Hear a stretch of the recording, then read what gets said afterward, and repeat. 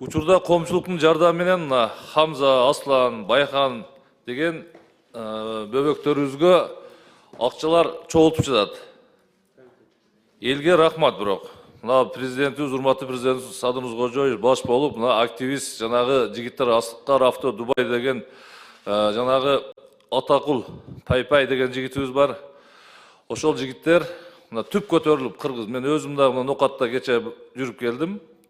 Айылдарда жүрөт, биздин өзүнүн айылда айыл башчылар чогултуп жүрүптүр. Биз дагы үй бүлөбүз менен ата-энем, бир туугандарым колунан келген немесин коштушу жанагы коробкасына. Эми ошол жерде айылдагы элдерде кызыктуу суроо болуп атат да. Бул кандай оору? Бул сейрекешүү сыма деген оору кандай оору экен дейт. Бирок ошол ооруга керектүүчү Золгенсма деген кымбат дары кандай дары тактадыңыздарбы, такта бербейсиздерби? 170 миллион сомдуктагы бир укол болобу деп ар кандай талкуу, барган жеринде эле ушу талкуу болуп атат. Ушул жөнүндө бир жакшы айтыңызчы, мына угуп турайлы.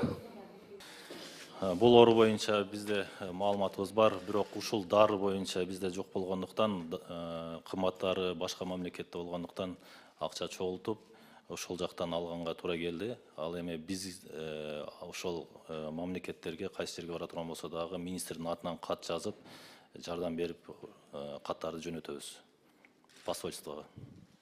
Канчалык эртерээк пайдалана турган болсо, ошончолук тез жардамын берет. Эми жардам берет деп коюп отура бербестен, ар дайым эле мындай акча чогула бербейт. Өзүңүздөр көрүп турасыздар. Азыр мына орозо айына туш келип калып, как раз орозо битирлерди ошол жака салышты. Массалык түрдө салды. Эгерде жөнөкөй мезгилде кыйын мындай сумма чогултуш, өтө кыйын. Ошон үчүн Кудай сактасын, эми оору айтып келбейт экен, шифасын берсин жаш бөбөктөргө. Бирок даяр туруп, жеңилирээк бир жолдорун карап койсоңуздар жакшы болот.